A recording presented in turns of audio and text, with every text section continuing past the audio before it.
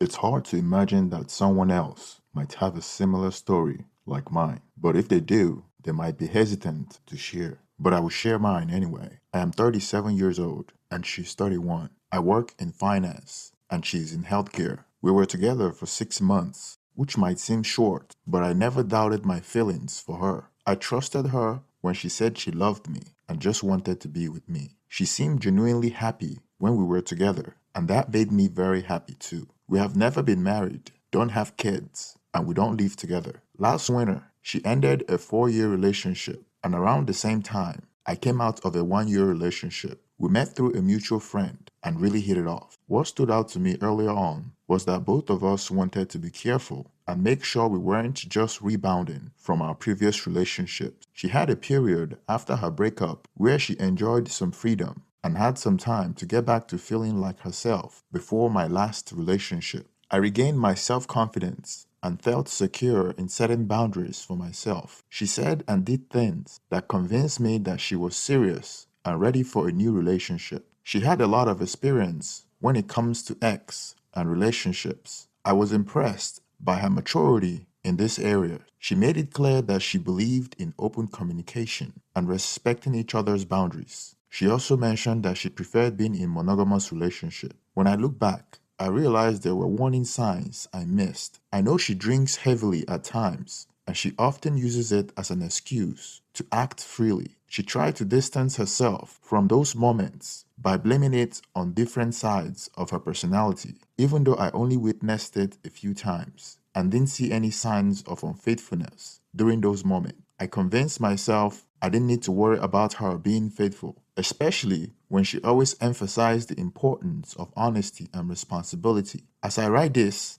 I feel foolish, ignoring the signs and hope they wouldn't harm me in some way. But hope alone isn't enough. Just 6 months into our relationship, it felt right to propose to her because I believed she was the one for me. It didn't seem like we were rushing anything. The next logical step was for her to move in with me when her lease expired, which would be after she's back from her trip. Before we met, she had always planned a trip to Africa. She enjoys going on international ventures and meeting new people during her travels, which she does at least once every 3 years. I wouldn't be going on the trip with her, but we were both thrilled about this amazing opportunity for her, and we kept in constant contact during her trip. We openly talked about our feelings for each other, and there is no room for doubts or confusion in our words about how we felt. When she arrived in Africa, she lost contact with her planned taxi, and when she finally got access to Wi-Fi at the airport, she had a difficult time reaching out to her ride.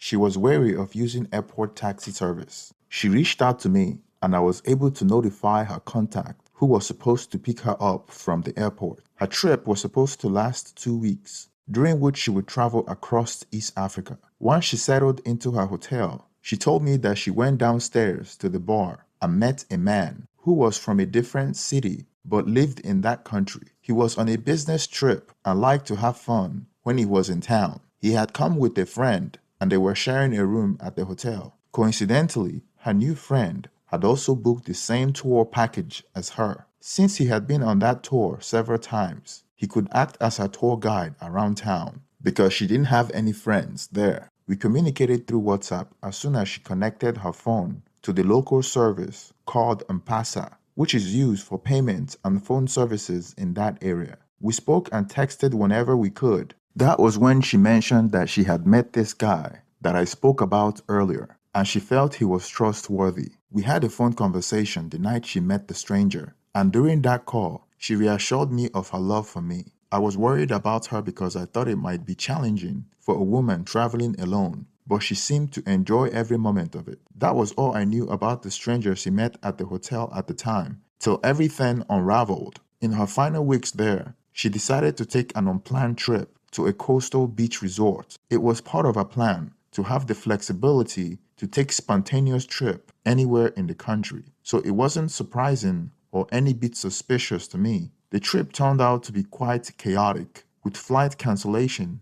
and her baggage getting lost, though she later managed to recover it. I supported her during all the travel troubles she faced. When I picked her up from the airport, I was excited to have her back and hold her again after 2 weeks of missing her. We made out and went home, but I could see that something was bothering her during our drive home from the airport. I was looking forward to being intimate with her when we get to her apartment. However, she asked me to sit down, and then she confessed. She told me that she had cheated on me and had unprotected ex with the total stranger she met at the hotel within 24 hours of telling me that she didn't want to be intimate with anyone else. It felt like a sudden and painful blow to my heart. My world felt like it had turned upside down, and I was in shock. When she saw how hurt I was, she attempted to claim that the affair wasn't consensual and that she was drunk. However, when I looked through her phone and found numerous pictures,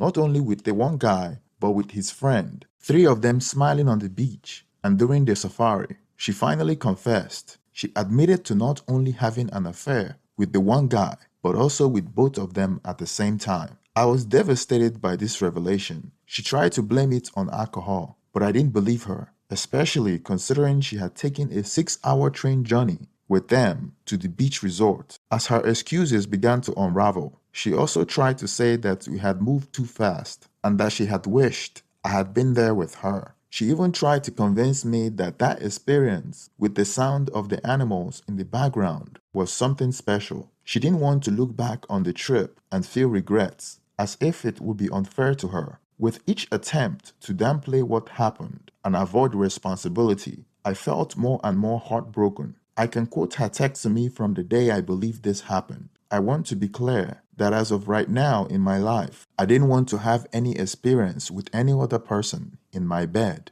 than you. Maybe the key phrase there was my bed. It seems straightforward, but it clearly contradicts her actions. When I tried to understand why she was confessing, she claimed that she felt guilty and used, as both men had done this to several women. Since we weren't married, we didn't have children, and didn't live together, we decided it was best to part ways and end our 6-month relationship. The breakup left me devastated. What shocked me the most was that it had taken us 3 months of dating and getting to know each other before we became intimate. She had only started using contraception a few months after we became intimate because we were concerned about STDs and pregnancy. We had both undergone an STD test before we stopped using protection. However, she had unprotected ex with these men within 24 hours of meeting them. This made me wonder if it was consensual, especially considering the level of caution and scrutiny we had gone through before becoming intimate without protection. This convinced me that I might not have known her as well as I thought I did.